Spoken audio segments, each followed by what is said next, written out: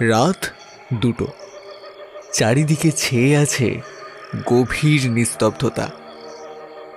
সাইবেরিয়ার Krasnoyarsk Cry অঞ্চলের তুরখানস্ক জেলার একটি ছোট শহরের উপকণ্ঠে অবস্থিত মর্টউড বয়েজ বোর্ডিং স্কুল একটা গথিক ধাঁচের পুরনো 6 তলা ভবন।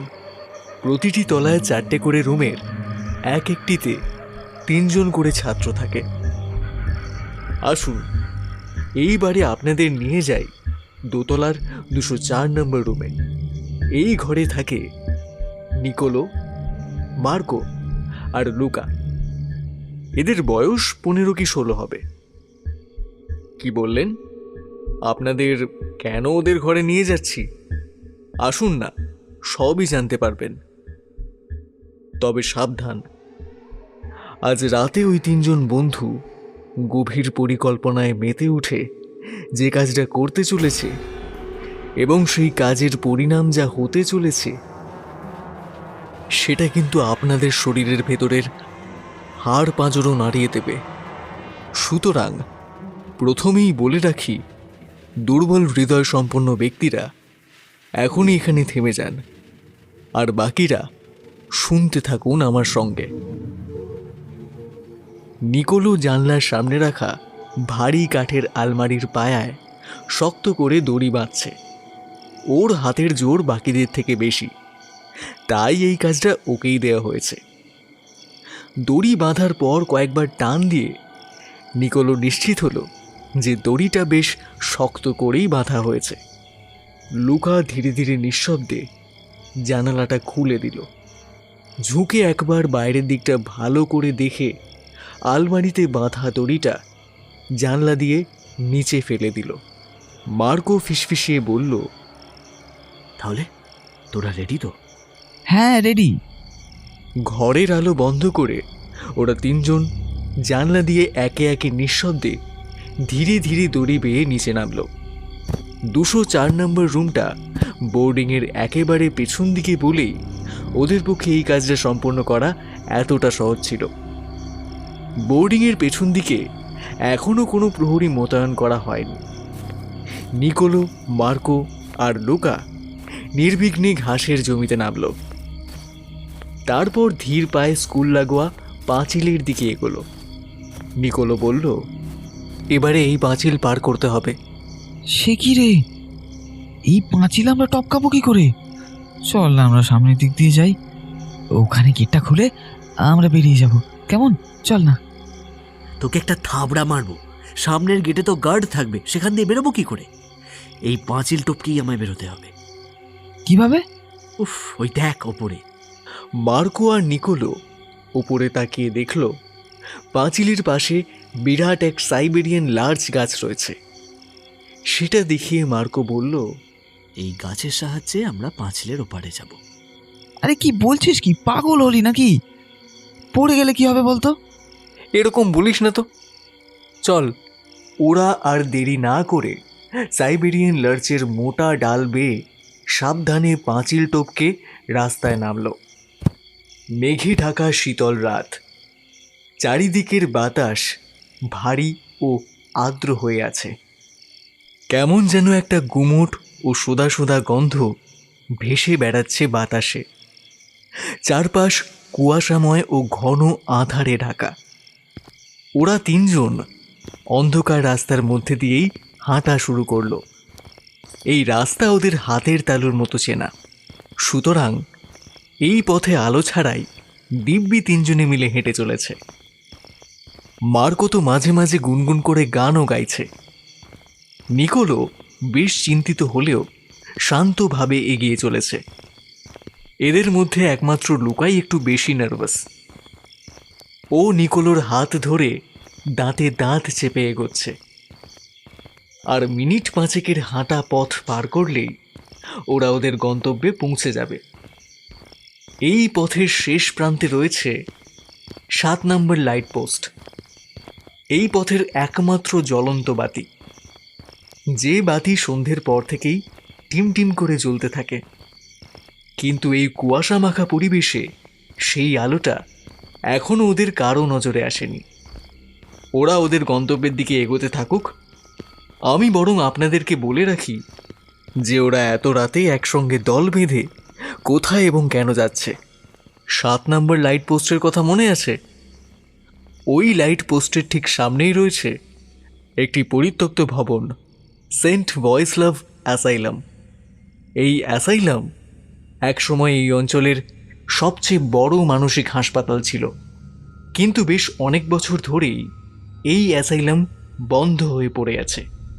কিন্তু কখন, কেন, কিভাবে যে এই হাসপাতাল বন্ধ ও পরিত্যক্ত হলো সেই বিষয়ে এখানের কেউই তেমন কিছু জানে না। তবে এই হাসপাতালের সঙ্গেও একটা ভয়ানক কাহিনী যুক্ত আছে, তা ক্রমশ প্রকাশ পাবে এই গল্পের মধ্য দিয়ে। হ্যাঁ, যা বলছিলাম, আজ রাতে এই 3 বন্ধুর গন্তব্য হলো সেই পরিত্যক্ত অ্যাসাইলাম, সেন্ট ভয়েসলাভ অ্যাসাইলাম। না, ওদের সেখানে যাওয়ার আলাদা কোনো উদ্দেশ্য নেই, কেবলই কম বয়সী ছেলেদের খেয়াল খুশি। অযথা অ্যাডভেঞ্চার করার ইচ্ছেতেই ওদের আজ সেখানে যাওয়া। এবারে আসুন, ওরা প্রায় পৌঁছে গেছে অ্যাসাইলামের কাছে। শুনতে থাকুন। নিকোলো, মার্কো আর লুকা হাঁটতে হাঁটতে নিঃশব্দে এসে দাঁড়ালো 7 নম্বর লাইট পোস্টের সামনে। ওদের চোখের সামনে রয়েছে জং ধরা এক বিশাল লোহার গেট। গেটের ওপর ঝুলে আছে একটা সাইনবোর্ড। সেখানে প্রায় মুছে যাওয়া অক্ষরে লেখা আছে হাসপাতালের নাম, সেন্ট ভয়েসলাভ অ্যাসাইলাম, এস্টাবলিশ 1904। ভাঙাচোরা অ্যাসাইলামের চারিদিক থেকে প্লাস্টার খসে পড়েছে। ভাঙা জানালাগুলো দিয়ে উঁকি দিচ্ছে ঘুটঘুটে অন্ধকার। বাইরে থেকে এরকম একটা পরিত্যক্ত বিল্ডিং দেখে লুকা থমকে গেল। সে শুকনো গলায় ভয়ে ভয়ে বলল, কি রে, তোরা ঠুকবি নাকি? মার্কো হেসে উত্তর দিল, আরে ঢুকবো বলেই তো এসেছি। লুকা গলার স্বর নিচু করে বলল, আমার ভয় লাগছে রে, গাটাও কেমন যেন ভারী ভারী লাগছে। ওটা ভয়ের জন্য লাগছে না, তোর গায়ে চর্বি বেড়ে গেছে। ওজন বেশি হলে শরীর অমন ভারী ভারী লাগে। এবারে নিকোলো লুকার দিকে তাকিয়ে বলল, এই অ্যাসাইলাম তো আমরা রোজই যাতায়াতের পথে দেখি, তখন তো কোনোদিন তোর ভয় করেনি, তাহলে আজ কি হলো? দিনের বেলায় দেখেছি বলে হয়তো ভয় করেনি, এখন এত রাতে এইরকম একটা জায়গার ভেতরে যাওয়ার নামে একটু একটু তো ভয় ভয় লাগবে। তোকে দেখে তো মনে হচ্ছে না যে তুই একটু একটু ভয় পাচ্ছিস। শোন না, শোন না কি বলছি, চল না, চল না ফিরে যাই। দেখ, আমরা হোস্টেলের বাইরে বেরিয়েছি, সেটা যদি কেউ জানতে পারে তাহলে কিন্তু আর রক্ষে থাকবে না, জানিসই তো। চল না। কেউ জানবে না রে, আমরা তো সব দেখে শুনেই বেরিয়েছি। ভোরের আগে ঠিক যেমনভাবে এসেছি তেমনভাবেই আবার ফিরে যাব। কিন্তু মার্কো এবারে একটু বিরক্ত হয়ে বলল, এই অ্যাডভেঞ্চার করতে এসে এরকম পাবলিকদের সহ্য করা যায় না। এই এই এই তুই ফিরে যা তো, যা। আমি মানে মানে আমি আমি একা ফিরে যাব? কিন্তু কিন্তু করে বলল মার্কো। হ্যাঁ যা, সাহস থাকলে একাই ফিরে যা। আমি আর নিকোলো এই অ্যাসাইলামে রাতটা কাটিয়ে তবে ফিরব। এটা তো জাস্ট একটা সামান্য অ্যাডভেঞ্চার। তাছাড়া এখানে ভূতের উপদ্রব আছে বলে তো কোনোদিন শোনা যায়নি। তাহলে একটা রাত এই ভাঙাচোরা পরিত্যক্ত অ্যাসাইলামে কাটাতে তো সমস্যাটা কোথায়? হ্যাঁ, নিকোলো লুকার হাত ধরে বলল, আরে বাবা, তুই তো একা নেই, এত ভয় পাচ্ছিস কেন? লুকা আর কোনো কথা বলল না। নিঃশব্দে অ্যাসাইলামের দিকে তাকিয়ে পাথরের মতো দাঁড়িয়ে রইল। ওর চোখে মুখে দ্বিধার ছাপ স্পষ্ট। নিকোলো লুকার কাঁধে হাত রেখে বলল, চল চল, আগে ভিতরে ঢুকে পড়ি, এখানে আর দাঁড়িয়ে থাকা। মার্কো ফাঁকা রাস্তার এই প্রান্ত থেকে ওই প্রান্তে দেখে নিয়ে বলল, হ্যাঁ চল আমরা ভেতরে ঢুকে যাই। যদিও রাস্তা এখন ফাঁকা, তবু যদি কেউ দেখে ফেলে। 3 জন একসাথে অ্যাসাইলামের জং ধরা ভারী লোহার গেটটা ঠেলতেই একটা কর্কশ শব্দ করে গেটটা কিছুটা খুলে গেল। গেটের সামান্য ফাঁক গলে একে একে ওরা 3 জন কম্পাউন্ডে ঢুকে পড়ল। আস্তে আস্তে কম্পাউন্ড পার করে ওরা অ্যাসাইলামের মূল দরজার দিকে এগিয়ে গেল। দরজাটা খোলা ছিল আগে থেকেই। ধীরে ধীরে ওরা অ্যাসাইলামের ভেতরে পা রাখতেই একটা অস্বস্তিকর পরিবেশের সম্মুখীন হলো। শব্দহীন, দুর্গন্ধে ভরা, ধুলো মাখা নীরবতা চারপাশ থেকে ওদের ঘিরে ধরল। ওরা তিনজনেই ব্যাগ থেকে 3টে টর্চ বের করল। টর্চের আলোতে দেখা গেল দেওয়ালের গায়ে জায়গায় জায়গায় জমেছে ধুলো, ঝুল আর মাকড়সার জাল। এছাড়াও সমস্ত দেওয়াল জুড়ে রয়েছে অজস্র চওড়া চওড়া ফাটল। ভাঙা জানালার ফাঁক দিয়ে হালকা ঠান্ডা হাওয়া ভেসে আসছে। ফাঁকা জায়গায় ওদের পায়ের শব্দ গম গম করছে। দেওয়ালে এক কোণে রয়েছে একটা বন্ধ ঘড়ি, যার কাঁটা 3:30 থেমে গেছে। এর ঠিক পাশেই একটা লম্বা সিঁড়ি সোজা উঠে গেছে উপরের তলায়। মার্কো বলল, এখানে কিছু নেই। এখানে কিছু নেই মানে? এখানে তুই কি দেখার আশা করেছিলি? থুর, চল তো ওপরের ফ্লোরগুলো থেকে ঘুরে আসি। ওরা একে একে সিঁড়ি বেয়ে ওপরে উঠল। ওদের সামনে রয়েছে একটা লম্বা করিডোর। সেই করিডোরের দুপাশে রয়েছে সারি সারি ঘর। লুকা কম্পিত কণ্ঠে বলল, আমার কেমন একটা লাগছে রে। চল না, চল না, ফিরে যাই। দেখ বাবা, এত ভয় কিসের তোর? হ্যাঁ, চল না, যে কোনো একটা ঘরে একটু বসা যাক। এই জায়গা ঘুরে ঘুরে আর কি দেখব। বসবি? আচ্ছা চল, বসাই যাক। এমনিতেও এই লুকাকে নিয়ে বেশিক্ষণ ঘোরাঘুরি করা যাবে না। নিকোলো ওদের সামনে সামনে হাঁটছিল। হঠাৎ একটা ঘরের সামনে এসে ও থমকে দাঁড়িয়ে পড়ল। লুকা ভয়ে ভয়ে জিজ্ঞাসা করল, কি হলো রে? থেমে গেলি কেন? এই ঘরেই বসলে ভালো হয়। মার্কো একবার ঘরটায় উঁকি মেরে দেখে বলল, কেন, এই ঘরে কি আছে? সাধারণ ঘর বলেই তো মনে হচ্ছে। আরে এখানে থাকলে টর্চ জ্বালিয়ে রাখতে হবে না। দেখ, ওই লম্বা ভাঙা জানালাটা থেকে লাইট পোস্টের আলোটা সোজা এসে পড়েছে এই ঘরে। এই এই এই এই এই এটা দেখ। উত্তেজিত লুকা হঠাৎ বলে উঠল। লুকার দৃষ্টি এই ঘরের বাইরের একটা বোর্ডের দিকে নিবদ্ধ। টর্চের আলোয় দেখা গেল সেই বোর্ডে লেখা আছে ইলেকট্রোশক থেরাপি ইউনিট।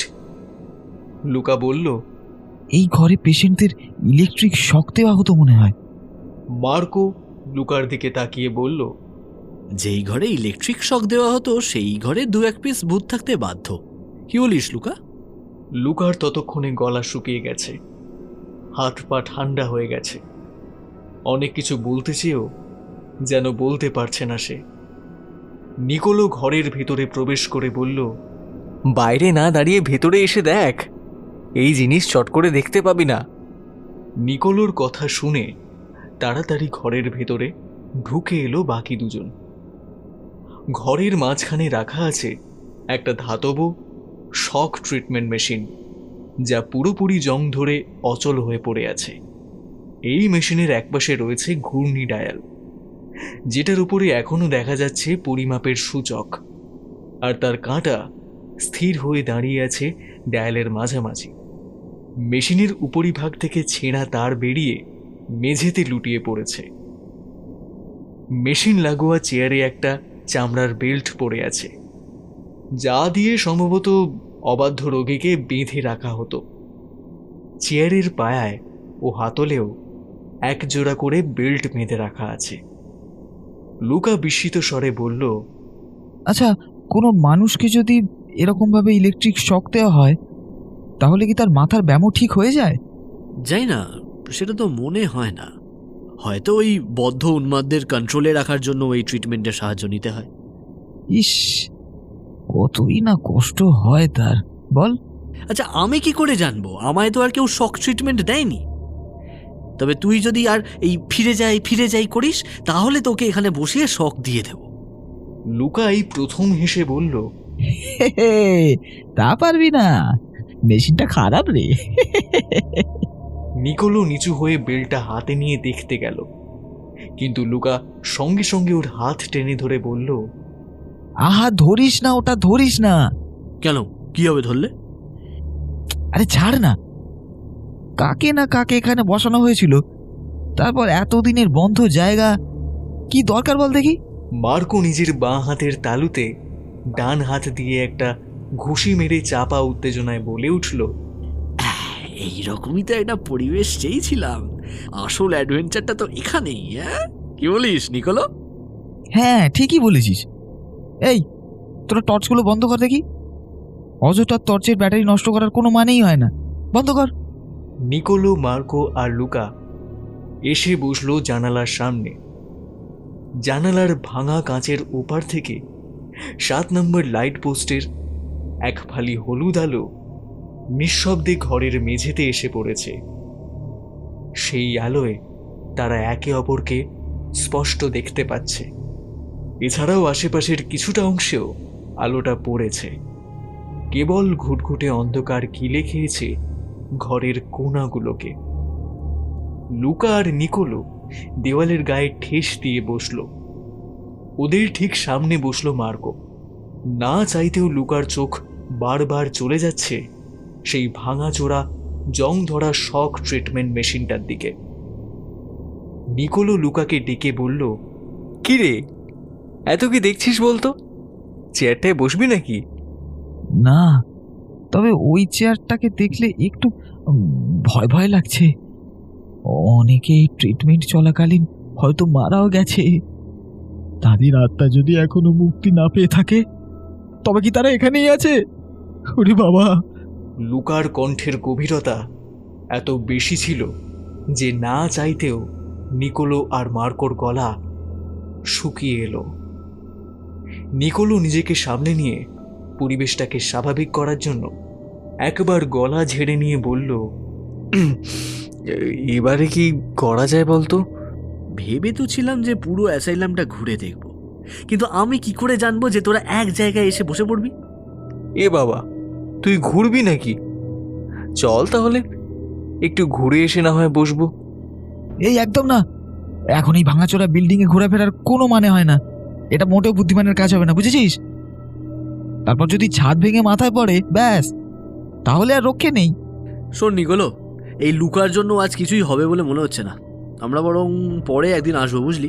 তুই আর আমি, ব্যাস, এই অ্যাডভেঞ্চার তখনই শেষ করব। লুকা এতক্ষণ মুখ চুন করে বসেছিল। মার্কোর কথা শুনে হাফ ছেড়ে বলল, উফ বাবা, না না না না, পরের বার আমাকে বললেও আমি আসবো না। আমার সব উদ্ভট জিনিসের কোনো শখ নেই বাবা। তোরা জোর করলি বলে আজকে এলাম, কিন্তু এসে বুঝতে পারছি আমাদের এখানে আসা একদমই উচিত ছিল না। লুকা আরও কিছু বলতে যাচ্ছিল, কিন্তু তৎক্ষণাৎ একটা শব্দে ওরা সবাই থমকে গেল। করিডোরের দিক থেকে ভেসে এলো এই ঠুকঠুক শব্দটি। ওদের তিনজনের দৃষ্টি বিস্ফারিত। ওরা যে ঘরে বসে আছে সেখান থেকে সোজাসুজি অন্ধকার করিডোরটা দেখা যাচ্ছে। সেই করিডোর থেকেই শব্দটা এসেছে, এতে কোনো ভুল নেই। লুকা নিকোলোর হাত খামচে ধরল। মার্কোর কপালেও ভাঁজ পড়ল। ওরা এক দৃষ্টে তাকিয়ে আছে করিডোরের দিকে। শব্দটা আবার এলো। আচমকা ওরা দেখল করিডোরের ঘন অন্ধকারের মধ্যে যেন কিছু একটা নড়ে উঠল। লুকা চাপা আর্তনাদ করে প্রায় নিকোলোর কোলে উঠে পড়ল। অন্ধকার করিডোরে হঠাৎ জ্বলজ্বল করে উঠল দুটি গাঢ় সবুজ রঙের আলোকিত বিন্দু। মার্কো আর নিকোলো সেদিক থেকে নজর ফিরিয়ে নিতে পারল না। সেই দুটি জ্বলন্ত আলোক বিন্দু ক্রমে ওদের দিকে এগিয়ে আসছে। ইতিমধ্যেই লুকার দাঁতে দাঁত লেগে কটকট শব্দ শুরু হয়েছে। এবারে মার্কো যা করল সেটা দেখে ওকে দুঃসাহসী বলতেই হয়। ও উঠে দাঁড়িয়ে ছোঁ মেরে নিজের টর্চটা তুলে নিয়ে নির্ভয়ে জ্বালিয়ে ধরল অন্ধকার করিডোরের দিকে। ঘুটঘুটে অন্ধকার কেটে গেল জোরালো টর্চের আলোতে। সামনে দেখা গেল একটা সবুজ জলজলে চোখওয়ালা কালো বিড়াল। আচমকা আলো জ্বলে উঠতে বিড়ালটিও চমকে উঠে করিডোরের অন্য পাশে ছুটে গিয়ে অন্ধকারের মধ্যে মিশে গেল। এই দৃশ্য দেখে মার্কো হো হো করে হেসে উঠল। বাবা, আরে এ তো বেড়াল রে। উফ, বাঁচা গেল। আমি তো সত্যিই ভয় পেয়ে গিয়েছিলাম। এই তো লুকার সঙ্গে বেশি মেলামেশা করার ফল। টিপ্পনি কেটে বলল মার্কো। নিকোলো হেসে বলল, আরে অন্ধকারে হঠাৎ সবুজ চোখ দেখলে সবারই ভয় করে। লুকা তখনও পাথরের মতো বসেছিল। মার্কো ওর দিকে তাকিয়ে বলল, কিরে, তোর আবার কি হলো? শক ট্রিটমেন্টের আগেই শক্ট হয়ে গেলি নাকি? বলছি ওই ও- ও- ও- ওই বিড়ালটা, মানে ওই বিড়ালটা কি সত্যি বেঁচে ছিল? মানে? আমার এক মামা বলেছিল বিড়ালও নাকি মরে ভূত হয়ে যায় রে, একেবারে মানুষের মতো ভূত। মার্কো এবারে লুকার মাথায় সপাটে একটা চাটি মেরে বলল, তুই এসব বাজে বাজে কথায় বিশ্বাস করিস? আরে বাবা, ভূত টুত বলে কিছু হয় না, বুঝলি? নে বসে পড়। ওরা আবারও যে যার জায়গায় বসে পড়ল। নিকোলো মার্কোর দিকে তাকিয়ে বলল, আচ্ছা মার্কো, তুই এই অ্যাসাইলামের ব্যাপারে কিসব জানিস বলছিলি, বল না আমাদেরও। মার্কো একটু চিন্তা করে নিয়ে বলল, হ্যাঁ, ছোটবেলায় শুনেছিলাম এই অ্যাসাইলামের সেই ভয়ঙ্কর গল্প। লুকা ভ্রু কুঁচকে প্রশ্ন করল, কি গল্প রে? গল্প ঠিক নয়, ঘটনা বললেই ভালো হবে। এই এলাকার কাছেই একটা গ্রামে আমার মামার বাড়ি ছিল। খুব ছোটবেলায় মাঝে মাঝে সেখানে যেতাম। তখনই মামার মুখে এই অ্যাসাইলামের সেই ঘটনার কথা শুনেছিলাম। আমার মনে হয় সেই ঘটনার পর থেকেই অ্যাসাইলামটা বন্ধ করে দেওয়া হয়েছিল। লুকা চোখ বড় বড় করে বলল, তাই নাকি? কি ঘটেছিল রে এখানে? মার্কো সামনের দিকে দু পা ছড়িয়ে দু হাতে ভর দিয়ে শরীরটা একটু পেছনের দিকে হেলিয়ে আরাম করে বসে বলল, বলতে পারি, কিন্তু ভয় পাবি না তো? আমি পাবো না। কিন্তু লুকা লুকা নিজেকে সামলে নিয়ে বলল, আমিও পাবো না, তুই শুরু কর মার্কো। মার্কো ধীরে ধীরে বলতে শুরু করলো, সালটা ছিল 1950। সেই সময় একজন মেয়েকে ভর্তি করা হয়েছিল এখানে। পেশায় সে ছিল একজন নৃত্যশিল্পী। তার নাম ছিল হেলেনা গ্রাভিলোভিচ। ক্লাসিক ব্যালে থেকে শুরু করে মডার্ন এক্সপ্রেশনিস্ট ডান্স সবেতেই তার ছিল অসাধারণ দক্ষতা। অথচ আচমকা সে একদিন পাগল হয়ে যায়। সে কি, কি করে? দেখ, সেটা তো জানি না, তবে শোনা যায় তার পরিবারে সে একাই এরকম উন্মাদ ছিল না। হেলেনার ঠাকুমা আর পিসির মধ্যেও এরকম উন্মাদনার লক্ষণ দেখা গিয়েছিল। কিন্তু হেলেনার পাগলামিটা দিনে দিনে চূড়ান্ত হারে বেড়ে গিয়েছিল। শেষে হেলেনাকে আর মঞ্চ দেওয়া হতো না। হেলেনার বাড়ির লোকেরা অনেক চিকিৎসা করিয়েও ওকে সুস্থ করতে পারেনি। শেষের দিকে নাকি হেলেনা রাস্তায় রাস্তায় ঘুরে ঘুরে নেচে বেড়াতো। প্রায় রোজই তাকে ধরে এনে ঘরের মধ্যে বন্দি করে রাখা হতো। আর কোনো না কোনোভাবে রোজ সে বাড়ি থেকে বেরিয়ে রাস্তায় রাস্তায় ঘুরে পথযাত্রীদের ধরে ধরে নাচ দেখাতো। এর ফলে হেলেনার সঙ্গে ওর পারিবারিক সম্মানও ধুলোয় মিশে যেতে লাগলো। শেষমেশ তাকে সামলাতে না পেরে তার পরিবারের লোকেরা মিলে হেলেনাকে পাঠিয়ে দিল এই অ্যাসাইলামে। কিন্তু এখানে এসে হেলেনা সুস্থ না হয়ে আরো বেশি অসুস্থ হয়ে পড়ে। ক্রমে সে নৃশংস হয়ে উঠল। রীতিমতো জঙ্গলি কুকুরের মতো নিজের সামনে আসা মানুষদের আক্রমণ করত সে। প্রথম দিকে তাকে ইঞ্জেকশন দিয়ে শান্ত করা যেত, কিন্তু পরে সেই ইঞ্জেকশন নিয়ে ওর কাছে যেতেও সকলে ভয় পেত। নার্স থেকে ডাক্তার কেউই ওর ঘরে যেতে চাইতো না। কিন্তু একদিন হেলেনার পাগলামির মাত্রা ছাড়িয়ে গেল। খাবার দিতে এসে গার্ড লক্ষ্য করলো হেলেনা নিজের হাতের মাংস নিজেই খুবলে খুবলে খাচ্ছে। গার্ড তো ভয় পেয়ে তৎক্ষণাৎ ডাক্তারদের খবর দিল। ডাক্তার কোনো রকমে হেলেনাকে পরীক্ষা করে জানালো হেলেনাকে শক ট্রিটমেন্ট দিতে হবে। শক ট্রিটমেন্ট? তার মানে এই ঘরে কি? লুকা এতটাই ভয় পেয়েছে যে ও নিজের কথাটুকুও শেষ করতে পারল না। মার্কো বলল, সম্ভবত এই ঘরেই শক ট্রিটমেন্ট দেওয়ার জন্য হেলেনাকে নিয়ে আসা হয়েছিল। কিন্তু হেলেনা পাগল হলেও বোকা তো ছিল না। শান্তভাবে সে এই ঘরে চলে এলো। নার্স ও ডাক্তারদের মনে হয়নি যে হেলেনা এখানে বসে কোনো চালাকি করতে পারবে, তাই সেই রাতে হাসপাতালের কেউই হেলেনাকে নিয়ে খুব বেশি সাবধানতা অবলম্বন করেনি। আর সেই সুযোগেই হেলেনা একজন নার্সকে প্রচণ্ড জোরে আঘাত করল। ছিটকে পড়ে নার্সের মাথা ফেটে রক্ত বেরোচ্ছিল। কিছুক্ষণের জন্য প্রত্যেকেই নার্সকে নিয়ে ব্যস্ত হয়ে পড়ল। সেই সুযোগে হেলেনা ছুটে পালালো। পরে গোটা অ্যাসাইলামে হেলেনাকে আর খুঁজে পাওয়া গেল না। এমনকি আশেপাশের এলাকাতেও তন্ন তন্ন করে খুঁজে হেলেনার কোনো খোঁজ মিলল না। তারপর কি হলো? প্রায় ওই 1 সপ্তাহ পর এক রাতে এই অ্যাসাইলামের একজন গার্ড ডিউটি করতে করতে কোনো এক ঘরের জানলা দিয়ে দেখতে পেল হেলেনাকে। সে এই সামনের রাস্তা দিয়ে নেচে নেচে ঘুরে বেড়াচ্ছিল। গার্ড সঙ্গে সঙ্গে হাসপাতালে খবর দিল। সকলে এই খবর পেয়ে বাইরে এসে দেখল হেলেনা আশেপাশে কোথাও নেই। সঙ্গে সঙ্গে হাসপাতাল সংলগ্ন এলাকা জুড়ে খোঁজা শুরু হলো, কিন্তু হেলেনাকে কোথাও খুঁজে পাওয়া গেল না। কিন্তু সেই ঘটনার পরের দিন ভোরবেলা একজন নার্সের মৃতদেহ পাওয়া গেল এই অ্যাসাইলামের স্টোর রুমে, গলা কাটা অবস্থায়।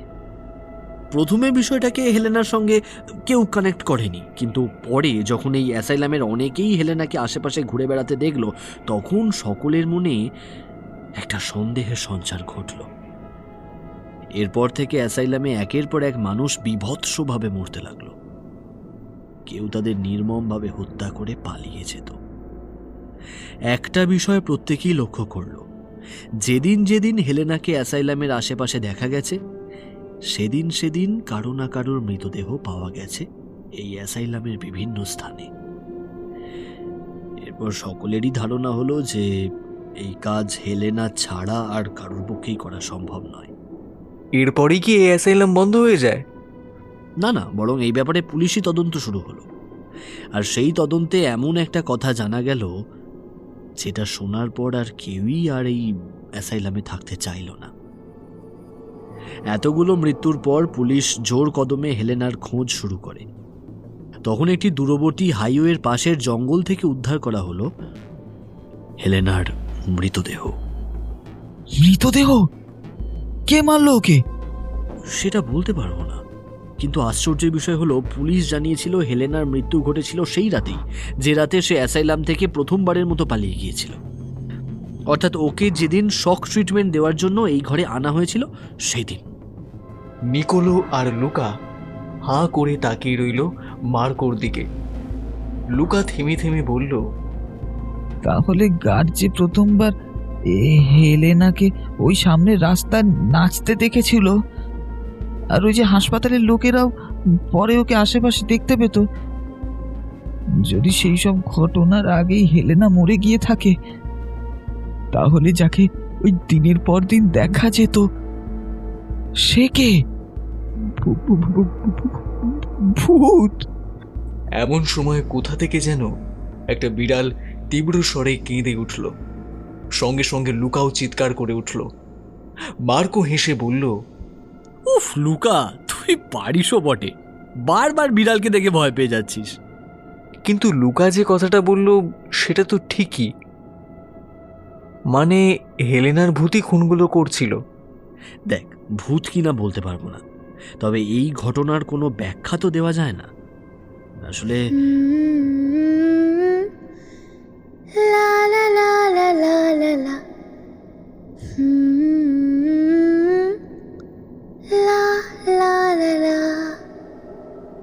মার্কো কিছু একটা বলতে যাচ্ছিল, কিন্তু ওর কিছু বলার আগেই একটা মহিলা কণ্ঠে গুনগুন করে গানের শব্দ অ্যাসাইলামের নিস্তব্ধতা ভঙ্গ করে কোথাও থেকে ভেসে এলো। শব্দটা শুনে নিকোলোর কপালে ভাঁজ পড়ল। মার্কোর দিকে তাকিয়েও বলল, রাত বিরেতে এখানে কেউ গান গাইছে নাকি? করিডোরের অন্ধকারে নিজেকে আড়াল করে কেউ দাঁড়িয়ে নেই তো? ও বাবা! মার্কো সঙ্গে সঙ্গে টর্চটা জ্বালিয়ে শক্ত করে ধরল করিডোরের দিকে, কিন্তু সেই দিকে তো কেউ নেই। la la la la la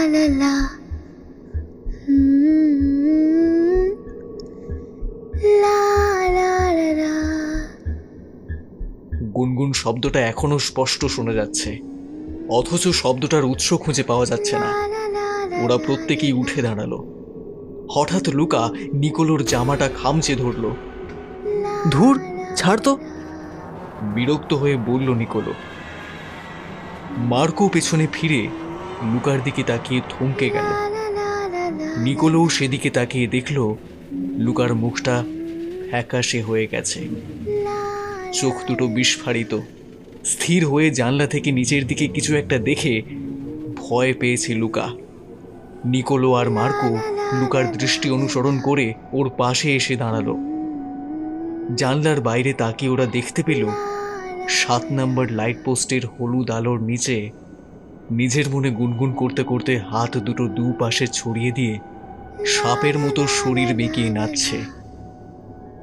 এই দৃশ্য দেখে ওদের তিনজনের পিঠের শিরদাঁড়া বেয়ে ঠান্ডার স্রোত নেমে গেল।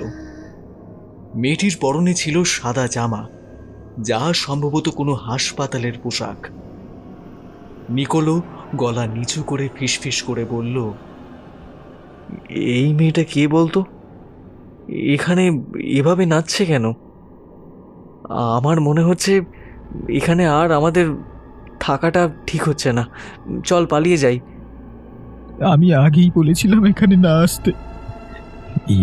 নিশ্চয়ই ওই হেলেনার ভূত। হ্যাঁ হ্যাঁ, ওই হেলেনার আত্মা আজ আমাদের মেরে ফেলবে, দেখিস। ও বাবা রে, মেরে ফেলবে আমাদের। খালি বাজে কথা, খালি বাজে কথা। এ কোনো ভূত টুত নয়, তোদের গল্পটা বলেই ভুল করেছি। চুপচাপ থাকতো, নাচ শেষ হলেও আবার ঠিক নিজের মতো চলে যাবে। রাত বিরেতে সাইবেরিয়ার রাস্তায় কোনো মানুষ একা একা লাইট পোস্টের নিচে দাঁড়িয়ে নাচতে যাবে কেন? আমার মনে হচ্ছে লুকা ঠিকই কথা বলছে। মার্কো, মার্কো চল এখান থেকে। ব্যাপারটা আমারও আর ভালো লাগছে না। হঠাৎ মেয়েটা থেমে গেল। সেই ধীর ছন্দের নাচ বন্ধ করে সে মুখটা আরও কিছুটা নিচু করল। গুনগুন করা থামিয়ে দিয়ে কিছুক্ষণ পাথরের মতো দাঁড়িয়ে থাকল। মেয়েটিকে এভাবে থেমে যেতে দেখে জানলার সামনে দাঁড়ানো তিনজনও নিজেদের নিঃশ্বাস চেপে স্থির হয়ে গেল। হঠাৎ মেয়েটি এক ঝটকায় মাথা তুলে সোজা জানলার দিকে তাকালো। লুকা ভয় চিৎকার করে উঠল। পর মুহূর্তে মেয়েটি 2 হাত মাথার ওপর তুলে হাসতে হাসতে ছুটে এলো অ্যাসাইলামের দিকে। ও আমাদের দিকেই আসছে, নিকোলো চিৎকার করে বলল। মার্কো কোনো কথা না বলে ছুটে গিয়ে ঘরের দরজাটা ঠেলতে শুরু করলো। দরজাটা অনেক পুরনো ও ভারী, তাই সহজে বন্ধ না হলেও মার্কো নিজের শরীরের সমস্ত শক্তি একত্রিত করে কোনো রকমে দরজাটা বন্ধ করে দিল। তুই দরজা বন্ধ করলি কেন? এবারে আমরা পালাবো কি করে? লুকা ভয়ে কাঁপতে কাঁপতে বলল। মার্কো ফোঁস করে উঠল। আরে দেখতে পেলি না, ওই মেয়েটা দৌড়ে এইদিকেই আসছিল। মানে এতক্ষণে ও অ্যাসাইলামের ভেতর ঢুকে পড়েছে। দরজা বন্ধ না করলে ও এই ঘরে চলে আসতো। এই কথাটা বলতে না বলতেই দরজায় কেউ তীব্র আঘাত করল। লুকা নিজের মুখ চেপে দেওয়ালে সেঁটে দাঁড়িয়ে পড়ল। নিকোলো এক কোণে সিটিয়ে দাঁড়িয়ে আছে। মার্কো তখনও ঘরের মাঝখানে রয়েছে। দরজায় ক্রমাগত আঘাত করছে সেই মেয়েটি, এবং সেই আঘাতের সঙ্গে সঙ্গে প্রতিবারই যেন ঘরটা পুরো কেঁপে উঠছে। লুকা ভয়ে ভয়ে বলল, আরে ভূতকে কি দরজা বন্ধ করে আটকানো যায় না কি রে মার্কো? তোকে কতবার বলবো ও ভূত নয়, হতে পারে ও কোনো পাগল এদিকে কোনোভাবে এসে পড়েছে। আবার সেই গুনগুনানির শব্দ স্পষ্ট ভেসে এলো ওদের কানে। অন্যদিকে একই গতিতে শোনা যাচ্ছে দরজায় ধাক্কা দেওয়ার শব্দ। মার্কো বলল, বলেছিলাম না মেয়েটা পাগল, নাহলে কেউ দরজায় ধাক্কা দিতে দিতে পাগলের মতো গান করতে পারে? নিকোলো স্তব্ধ হয়ে দাঁড়িয়ে আছে, কিন্তু লুকা তখনও জানলার দিকে ফিরে তাকালো। তারপর কাঁপতে কাঁপতে বলে উঠল, গুনগুনানি শব্দটা দরজার বাইরে থেকে আসছে না রে মার্কো। এদিকে এদিকে এসে দেখ। লুকার কথা শুনে নিকোলো জানলার দিকে এগিয়ে গেল। ওরা দেখল 7 নম্বর লাইট পোস্টের নিচে সেই মেয়েটি গুনগুন করে গান করছে, আর হাত দুপাশে ছড়িয়ে সাপের মতো শরীর বেঁকিয়ে মনের আনন্দে নিচে চলেছে। লুকা কম্পিত কণ্ঠে বলল, যদি এই মেয়েটা ওই লাইট পোস্টের নিচে দাঁড়িয়ে নাচ করে, তাহলে এই ঘরের বন্ধ দরজায় তখন কে ধাক্কা মারছে রে? এইবারেও মর্কো বলবে যে এই মেয়েটি ভূত নয়, মানুষ। হঠাৎ ওদের কানের একদম পাশে একটা শব্দ হলো। লুকা আর নিকোলো দুজন দুজনের দিকে তাকিয়ে ধীরে ধীরে পিছনে ফিরল। এ কি, মার্কো? চমকে উঠল Nicolás. Marco electric shock machine লাগোয়া চেয়ারে বসে আছে। ওর মাথা নিচের দিকে ঝুঁকে পড়েছে। বিড়বিড় করে কি যেন বলে চলেছে সে। লুকা বলল, তুই এখানে বসে কি করছিস মার্কো? এই মার্কো, তোর কি শরীর খারাপ লাগছে?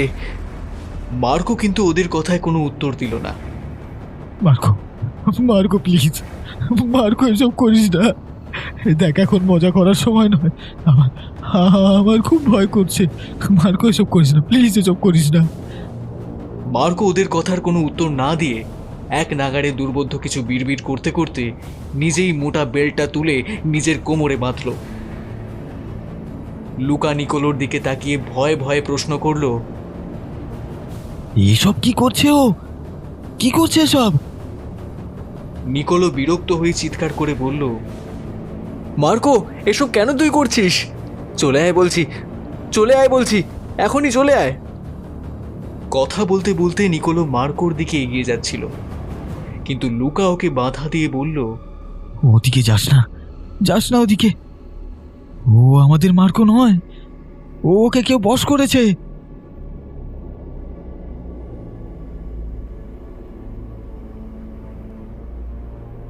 তোদের সবাইকে আজ মারবো, সবাইকে।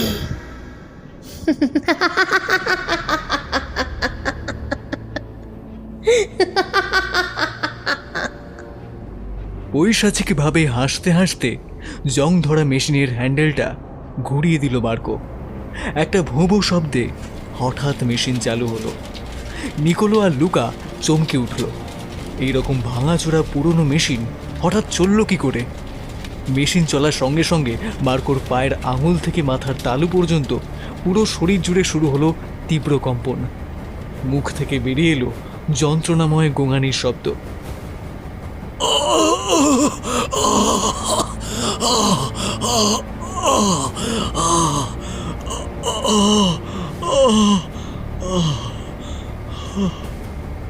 লুকা ও নিকোলো কিং কর্তব্য বিমূঢ় হয়ে তাকিয়ে আছে মার্কোর দিকে। মার্কোর চোখ উল্টে গেছে, মুখ থেকে সাদা ফেনা বেরোচ্ছে। ছটফট করতে করতে মুখ থেকে বেরিয়ে আসছে তীব্র গোঙানির শব্দ। লুকা আর সহ্য করতে না পেরে চিৎকার করে মাটিতে বসে পড়ল। শেষমেশ বেশ কিছুক্ষণ পর মেশিন একটা ঝাঁকুনি দিয়ে ঘর ঘর শব্দ করে থেমে গেল। মার্কোর শরীর এলিয়ে পড়ল চেয়ারের ওপর। সঙ্গে সঙ্গে দরজায় ধাক্কানোর শব্দটাও থেমে গেল। নিমিষে চারিদিকে নেমে এলো পিন পতন নীরবতা। নিকোলো লুকার হাত ধরে বলল, আর দেরি করা যাবে না, চল আমরা বেরিয়ে পড়ি। কিন্তু বাইরে, বাইরে ওই যে মেয়েটা লাইট পোস্টের নিচে দাঁড়িয়ে আছে। হ্যাঁ, ভয়ে ভয়ে বলল লুকা। নিকোলো জানলা থেকে নিচের দিকে তাকিয়ে বলল, না রে, নিচে কেউ নেই, এখনই সময়, চল আমরা এই হাসপাতাল থেকে পালিয়ে যাই। লুকা জানলা থেকে একবার নিচের দিকে তাকিয়ে দেখল সত্যিই লাইট পোস্টের নিচে কেউ নেই। তবুও শঙ্কিত হয়ে বলল, কিন্তু যদি বাইরে।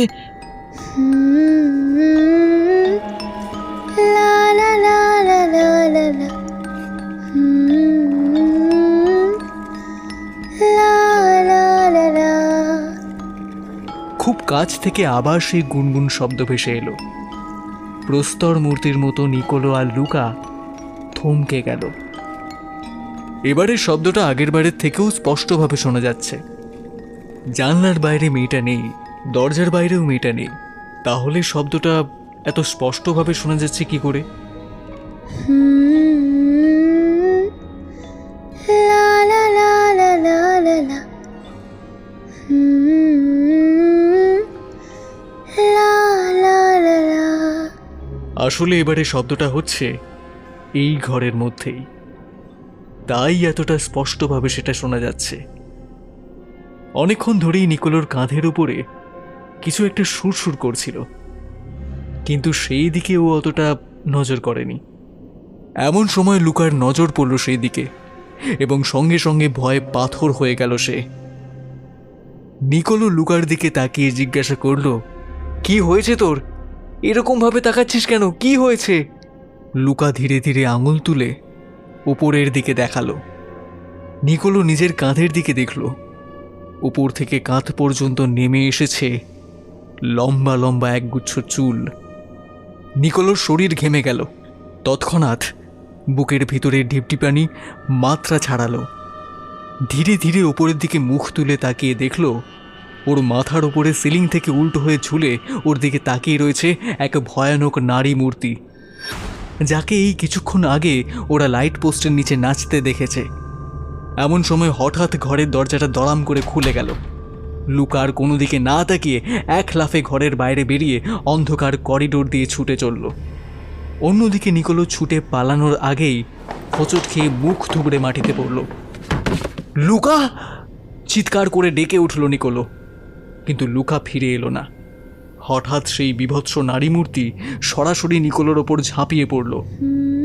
অদ্ভুত সুর গুনগুন করতে করতে পাগলের মতো জিভ বার করে নিজের লম্বা লম্বা নখ দিয়ে নিকোলোর চোখে মুখে বুকে হাতে আঁচড়াতে শুরু করলো সে। নিকোলো ছটফট করতে করতে লুকার নাম ধরে ডাকলো, লুকা! লুকা! আমায় বাঁচা! লুকা! লুকা! কিন্তু লুকা ততক্ষণে একতলায় এসে মূল সদর দিয়ে বেরিয়ে অ্যাসাইলামের কম্পাউন্ডে গিয়ে পড়েছে। বন্ধুর আর্তনাদ শুনেও লুকা সেদিকে ফিরে তাকালো না। প্রাণপণে সে ছুটে চলল বোর্ডিং স্কুলের দিকে। অ্যাসাইলামের কালো ছায়া তার পিছনে ধীরে ধীরে মিলিয়ে গেল। নিকোলো তখনও চিৎকার করে চলেছে। নারী মূর্তি এবারে নিজের মুখটা ধীরে ধীরে নিকোলোর মুখের সামনে নিয়ে এসে ঠোঁটের আঙুল ঠেকিয়ে চুপ করার নির্দেশ দিল। নিকোলোর দুই চোখ বেয়ে জল পড়ছে। না আছে ওর মধ্যে চিৎকার করার সাহস, আর না আছে এই ভয়ঙ্কর নারী মূর্তির কবল থেকে পালিয়ে যাওয়ার ক্ষমতা। হঠাৎ সেই মূর্তি নিকোলোর গলায় নিজের ছুঁচলো আঙুলটা ঢুকিয়ে দিল। তারপর চড়চড় করে ওর বুকের চামড়া টেনে খুলে নিল। নিকোলোর শেষ আর্তনাদ কাঁপিয়ে দিল সেই পরিত্যক্ত হাসপাতালকে। নিঃশব্দ রাস্তাটা দিয়ে লুকা প্রাণপণে ছুটে চলেছে। ওর শরীর আর দিচ্ছে না। টলমলে পায়ে ক্রমাগত ছুটতে ছুটতে মাঝে মাঝেই একবার করে পড়ছে, আবার উঠছে, আবারও ছুটছে। যাই হয়ে যাক, আজ আর এক মুহূর্তের জন্য পেছন ফিরে সে দেখবে না। এই ভেবেই ও পাগলের মতো ছুটে চলেছে বোর্ডিং স্কুলের দিকে। স্কুল খুব বেশি দূরে নয়, মাত্র মিনিট 10 হাঁটা পথ। লুকা মনে স্বস্তি পেল। আর কিছুক্ষণ টানা ছুটলেই স্কুলের সামনে সে পৌঁছে যাবে। কিন্তু লুকা কিছু একটা দেখে হঠাৎ থেমে গেল। ওর বুকের ভেতরটা তপতপ করছে। ঘন ঘন নিঃশ্বাস নিচ্ছে সে। বিস্ফারিত চোখে তাকিয়ে আছে সামনের দিকে। এটা কি করে সম্ভব? অস্ফুটে নিজের মনেই কথাটা বলে উঠল। এতক্ষণে তো ওর বোর্ডিং স্কুলের সামনে পৌঁছে যাওয়ার কথা, কিন্তু লুকা এখনো দাঁড়িয়ে আছে সেই 7 নম্বর লাইট পোস্টের সামনে, এবং সেই পরিত্যক্ত অ্যাসাইলেমটাও এখনো ঠিক নিঃশব্দে তার পেছনে অবস্থান করছে।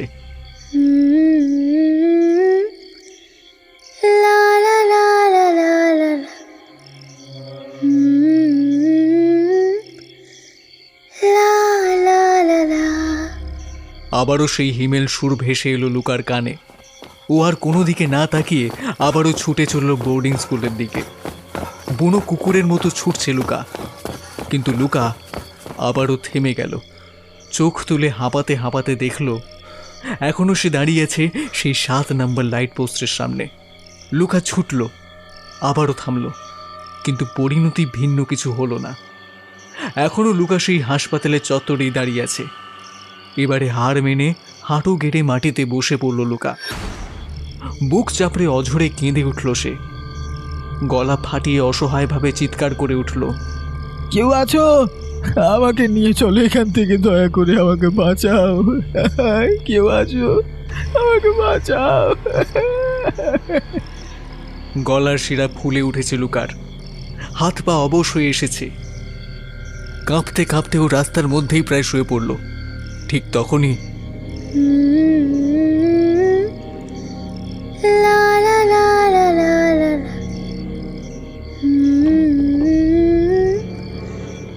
La la la la. আবার সেই গুনগুন সুরটা শুনতে পেল লুকা।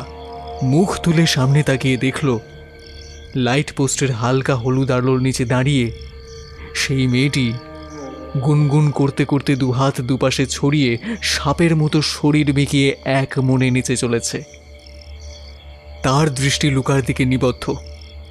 ঠোঁটের কোণে খেলা করছে এক অদ্ভুত হাসি। ধীরে ধীরে সে দুহাত বাড়িয়ে লুকার দিকে তাকিয়ে বলল, এসো, এসো আমার কাছে, নাচো আমার সাথে। লুকা, এসো, এসো বলছি। মেয়েটি নরম কণ্ঠস্বর শোনা মাত্রই লুকা উঠে দাঁড়ালো। ওর চোখে নেমে এলো এক অদ্ভুত ঘোর। ঠোঁটের কোণে খেলে গেল এক হিমেল হাসি। নিজের দুটো হাত দুপাশে ছড়িয়ে লুকা মেয়েটির মতো শরীর বেঁকিয়ে সেই একই সুর গুনগুন করতে করতে নেচে উঠল। মেয়েটি খিলখিল করে হাসতে হাসতে লুকার হাত ধরে নিয়ে এলো সেই 7 নম্বর লাইট পোস্টের নিচে। তারপর তারা একসঙ্গে গুনগুন করতে করতে ক্রমাগত একই ভঙ্গিমায় নেচে চলল।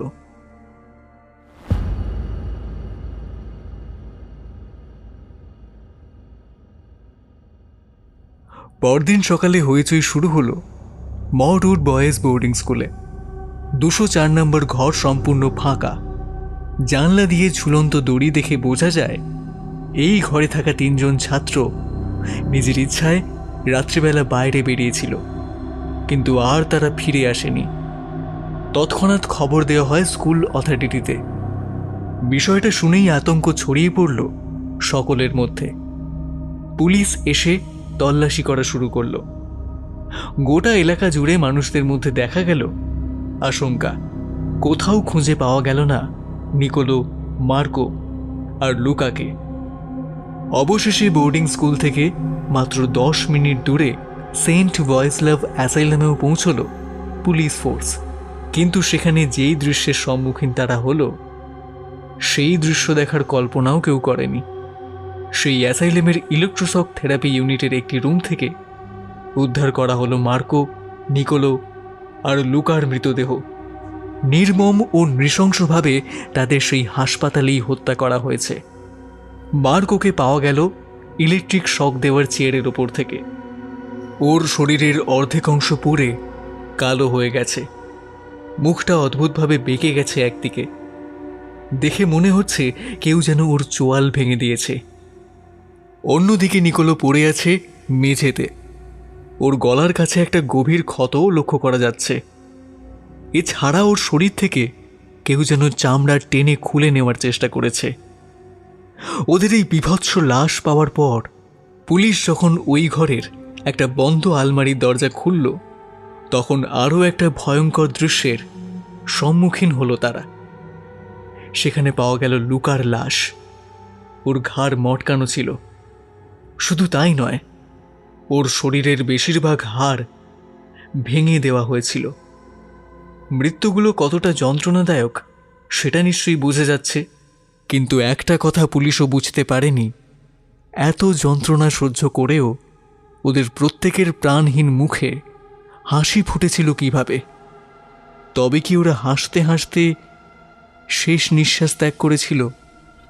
রাত তখন প্রায় 2:30 বেজেছে। গ্রামের দিক থেকে একটা পুরনো গাড়ি আসছে ফাঁকা রাস্তা ধরে।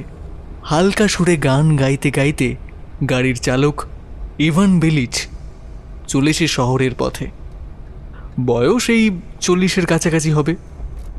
শরীরের গঠন বেশ মোটাসোটা, মুখ ভর্তি দাড়ি, গায়ের রং কুচকুচে কালো, মাথায় কোঁকড়া কোঁকড়া কাঁচা পাকা চুল, চোখ দুটো লাল। মদে বুঁদ হয়ে সে গাড়ি চালিয়ে নিয়ে যাচ্ছে। এরকম বেপরোয়া কাজ সে আগেও করেছে, তবে কোনোদিন ধরা পড়েনি বলে তার সাহস একটু বেশিই বেড়ে গেছে। গাড়ি চালাতে চালাতে হঠাৎ হাত 10 দূরে কিছু একটা দেখে মদ্যপ ইভান গাড়ি থামিয়ে দিল ঠিক সেন্ট ভয়েসলাভ অ্যাসাইলামের সামনে। এরপর একবার চোখটা ভালো করে মুছে নিয়ে দেখল না, সে ভুল কিছুই দেখছে না। পাশের সিটে রাখা মদের বোতলটা নিয়ে এক চুমুকে তলানি মদটুকু খেয়ে নিয়ে গাড়ি থেকে নামল ইভান। ওর দৃষ্টি স্থির হয়ে রয়েছে 7 নম্বর লাইট পোস্টের নিচে। একজন যুবতী সেখানে দুহাত দুপাশে ছড়িয়ে সাপের মতো শরীর বেঁকিয়ে নাচছে। মৃদু গলায় আবার গুনগুন করে সে গানও গাইছে। লা লা লা লা লা লা লা।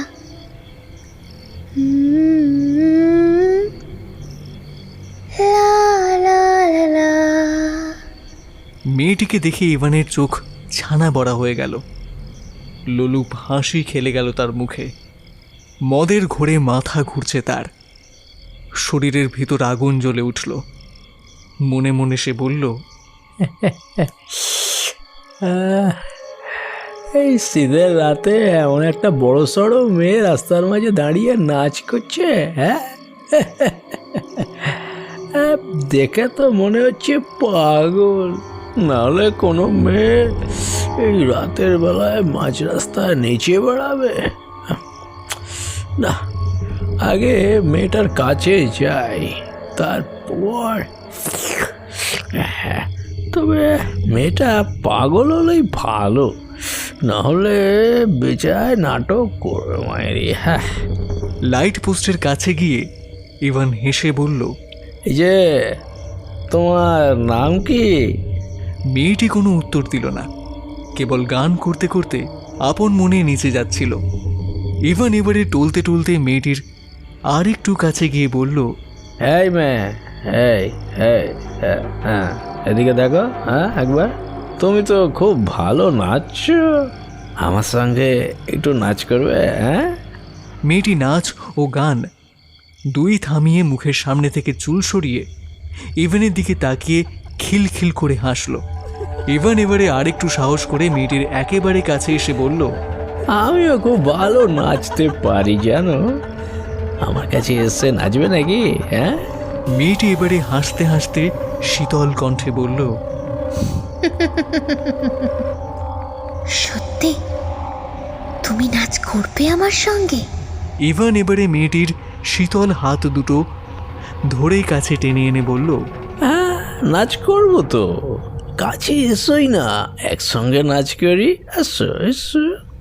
সেই 7 নম্বর লাইট পোস্টের নিচে তারা একসঙ্গে গুনগুন করতে করতে ক্রমাগত একই ভঙ্গিমায় নিচে চলল। কিন্তু পরদিন সকালে সেন্ট ভয়েসলাভ অ্যাসাইলামের ঠিক সামনে 7 নম্বর লাইট পোস্টের নিচে পাওয়া গেল ইভান বেলিচের রক্তশূন্য মৃতদেহ। পরপর এরকম কিছু ঘটনার পর থেকেই সূত্রপাত হয় এক অদ্ভুত বিভীষিকার। ধীরে ধীরে সাইবেরিয়ার ছোট ছোট গ্রাম থেকে বড় বড় এলাকা পর্যন্ত ছড়িয়ে পড়ে এই ভয়ানক আতঙ্ক। ঘটনার সূত্রপাত এই সেন্ট ভয়েসলাভ অ্যাসাইলামের লাইট পোস্ট নাম্বার 7 থেকে হলেও ধীরে ধীরে এলাকার বিভিন্ন লাইট পোস্টের নিচে মাঝরাতে অনেক সময় দেখা যায় একজন মেয়েকে, যে নিজের দুহাত দুপাশে ছড়িয়ে সাপের মতো শরীর বেঁকিয়ে নাচতে থাকে, একটানা গুনগুন করে গাইতে থাকে কোনো এক অজানা সুর। ক্রমাগত এরূপ ঘটনার সম্মুখীন হতে হতেই লোকমুখে ছড়িয়ে পড়ে সাইবেরিয়ান ডান্সিং লেডির নাম। আজ পর্যন্ত সেই মেয়ের কোনো হদিশ পাওয়া যায়নি। কখন আসে, কোথা থেকে আসে, কিভাবে আসে এবং আবার কোথায় কোথাও হয়ে যায়, সে বিষয়ে কেউই কিছু জানে না। এই ঘটনার সপক্ষে কোনো স্থির যুক্তিও খাড়া করা যায় না। তবে যুক্তিহীন বিষয় হলেই যে সেটা অযৌক্তিক হবে তার কোনো মানে নেই। মাঝরাতে যদি কোনো লাইট পোস্টের নিচে এরকম কোনো ডান্সিং লেডিকে দেখতে পান, তাহলে দেরি না করে সঙ্গে সঙ্গে সেখান থেকে ছুটে পালাবেন। মনে রাখবেন, যদি সে একবারও বুঝতে পারে যে আপনি তাকে দেখে ফেলেছেন, তাহলে পরদিন আপনাকেও দেখা যাবে সেই লাইট পোস্টের নিচে, নিথর, নিস্পন্দ, মৃত অবস্থায়।